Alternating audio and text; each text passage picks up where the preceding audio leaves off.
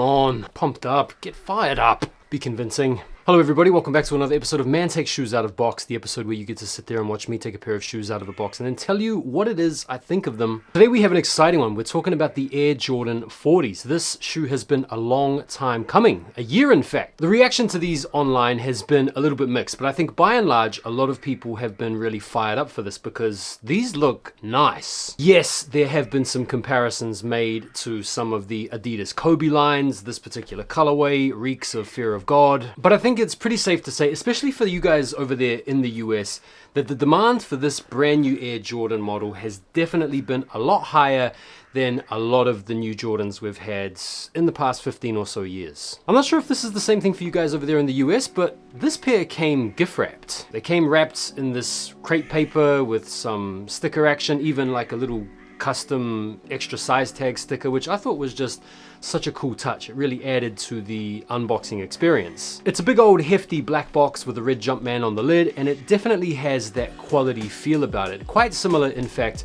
to the Air Jordan 23 box, just in terms of the thickness of the edges and the weight and the general quality and feel to it. For me, the Air Jordan 23 is one of the more latter Air Jordan models that I get really excited about because these things have a real sense of premium quality about them, as well as a lot of personal connection to MJ himself, as well as the performance, as well as the aesthetic. Like the 23 is one of the best high number Jordans of all time, at least in my opinion. The shoe was designed by Leo Chang, who you guys might know from his previous work on the KD line. And the bro has absolutely smashed it, not just with the design of the shoe, but also the technology. He wanted to bring the best in class in innovations to this model, which if you guys have been tapped into the Jordan game over time, you'll know that that is like a hallmark of Air Jordan designs. Back in the day, you used to get excited about the new Jordans coming out, not just because of how they were going to look, but what type of technological upgrades were going to be applied to them. And this goes all the way back to Tinker Hatfield when he first debuted his first Jordan on the 3, and then upgraded the 4, and then the 5, and then the 6. And each year, the Jordans got a little bit better technologically. And you definitely get a sense for all of that with the 40s. Now we're going to talk a little bit about some of the technology as well as how these wear and fit and perform. But bro, even though these look pretty stealthy to the eye, these have got so many Easter eggs and so many Jordan references that we just have to pick them out one at a time. So let's go through them. So the general aesthetic definitely has a pretty similar design look to it to some Team Jordans as well as some regular inline flagship Jordans. They look a little bit like the Air Jordan 21, the Air Jordan 22, sort of similar. They look a little bit like the 2009s and the 2010s. I actually have a pair of the 2011s, which aren't like bar for bar exactly the same, but they do share a few design features, including the internal lacing system with the lace loops that we're also going to talk a little bit about in a moment. And one of the main features that they share with the 2010 Air Jordan is the toe area. Now, a lot of those references are kind of like squint and you can notice them. These are some of the details that are just straight up taken from other existing Air Jordan models. First of all, the little Jumpman that pokes out on the toe cap on the outsole of the 12 is replicated here in the 40s, which I think is such a cool touch because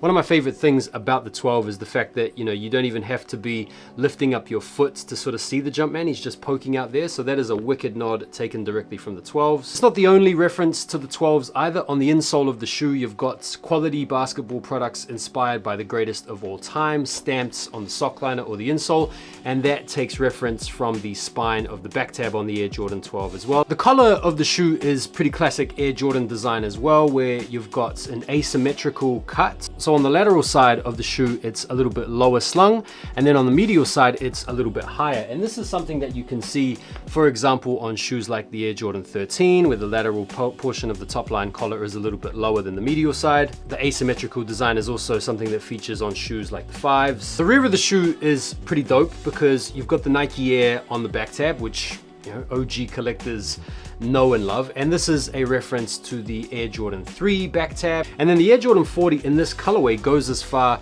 to include a reference to the white cement colorway with the splatter, so they managed to get a reference into both the 3 and the 4 on the back tab. And you've also got this stitching line down the side, which is a reference to the Air Jordan 14. You've also got the internal lacing system from the Air Jordan 13 that features on the 40 as well. And that's not the only nod to the 13 as well. Both the laces and the tongue are 3M, which is a reference to some of the models of the Air Jordan 13 that feature the reflective material mesh on the upper. So you've got these little nylon lace loops on the inside of the internal lacing system, which bear a striking resemblance in terms of their aesthetic to the Air Jordan 10s, because they have this like little line that crosses along the loop. And these things have also got some dates inserted in between the nylon loops, which are references to significant dates in Michael Jordan's career, which is also a nod to the Air Jordan 10 outsole. And this color ostensibly takes inspiration not from Jerry Lorenzo, but actually from the Air Jordan 10 steel. So you've got some wicked 10s references in there as well. These feature a neoprene booty system as well, a little bit like the Air Jordan 7, which took that system from the Nike Air Huarache. And then you've also got the tongue from the Air Jordan 5, which isn't like a bar for bar Air Jordan 5 tongue, as you can see with the comparisons here, but it is quite similar. And then the lines that you can see on the bottom of the Air Jordan 5 tongue have sort of been exaggerated and sort of abstracted to kind of look a little bit like the Air Jordan 1 Wings logo. So they even managed to sneak in a subtle reference to the Air Jordan 1 with the shoe. There's this little air vent here on the medial side of the bottom portion here, which is obviously practical, but it's also a nod to the Air Jordan 18. It's the same material and it has that same lenticular vibe about it. And then you've also got a set of perforations on the collar on the medial side, which is a reference to the Air Jordan 6 perforations, and these also flash up in the 3M as well. So at face value, it's a pretty simple looking Air Jordan, but when you drill into the details and you wade around in the minutia, bro, this thing is absolutely packed with really cool references. So breaking down the materials, you've got a few different materials at play. Right around the toe area here, you've got this really fine nubuck suede, which is really nice feeling to the touch, definitely nice and soft. You've also got what feels to be like a polyurethane coated leather on the white portion of the upper here. And then you've got what feels like a synthetic nubuck around the collar. The tongue is made up of the 3M mesh I was talking about before. And then you've also got the 3M material on the main portion of the tongue as well. When you flip it around, it's perforated behind for a little bit of extra ventilation and features in what feels to be another kind of synthetic leather. The neoprene internal booty, synthetic leather on the ankle collar liner. You've got really nice soft padded material right around the back heel portion. In terms of the technology, so you've got the Zoom X foam as well as a full length Air Zoom unit underneath. The traction pattern is really wicked. Combination of herringbone, multi-directional. The materials do feel like really premium, it has to be said. Like just to the touch, they feel really nice and soft. There's a nice combination. Like this does feel like a shoe that would be really good to hoop in, but because of the elevated premium materials, they do feel like they would lend themselves quite well to just wearing casually, in all honesty. So how do these fit and how do they feel? Well, I went true to size US 10.5, which is my normal size, and after loosening off the laces and slipping into the neoprene booty, these do fit quite snug. They might take a little bit of breaking in, but honestly, they feel really good on foot. There's a nice amount of cushioning underneath. They do feel really stable. The grip traction pattern on the outsole feels like it would be awesome to hoop in. These do feel like a really well made basketball shoe. A lot of support, a lot of cushioning around the ankle. They're not too heavy either, so bro, great comfort, great fit. If you were going to wear these casually, you might want to consider going up half a size, but if you're going to hoop in these or wear them casually with loose laces, true to size is absolutely fine. Right, so let's talk about the availability. These were sitting around over the weekends on the Nike app. Like, not a difficult cop here in the UK.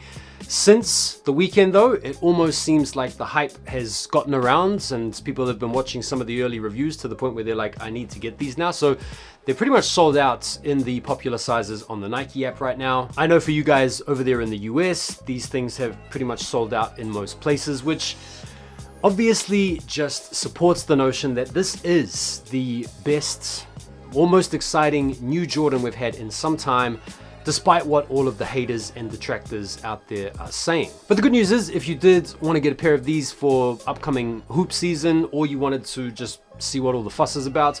These things aren't going too crazy on the resale. They're reselling for a little bit over the retail. And this is pretty much in line with what I was talking about in the build up to this release. You see, this colorway is really wearable. These materials are really elevated. And so my feeling was that Jordan Brand wanted to launch the 40 with a little bit of hype in order to make sure that there is some subsequent demands for the models that are coming out next month and the month after. And obviously for the next NBA season, where you're probably going to see a lot of WNBA players and NBA players alike wearing these. And so it makes sense to make the very first drop quite limited. But my overall impression is that, yeah, the quality on these is really good. Decent value for 185 pounds, which is what these were. I'm glad that they kept them under the 200 pound mark, or right around that $200 mark. I do feel like this is, yeah, by far and away the most exciting Jordan we've had probably since the 23, arguably. I mean, let me know what higher numbered Jordan you guys think is or has been more popular than these, just in terms of the general reception, selling out, reselling, all that type of jazz. This has definitely brought back that old sense of excitement about a brand new Jordan model, which is refreshing given that we get new Jordans every other day, every other week. But in retro form, it's great to see a new model finally get a little bit of shine. So yeah, I think it's a dope shoe. I'm going to be rocking these casually. Definitely going to be a tricky colorway to keep clean, especially with this light colored, like bone nubuck suede material right around the toe. I mean, the black synthetic material around the collar is also going to be a little bit tricky to keep clean, but yeah, it's a nice shoe, really comfortable, really good performance, really good looking. So yeah, I'm loving them. What do you guys think about the Air Jordan 40s? Let me know. Are you a fan or not? And as always, guys, I appreciate you guys messing with the channel. I'll see you guys on the next review. Take care for now, and peace.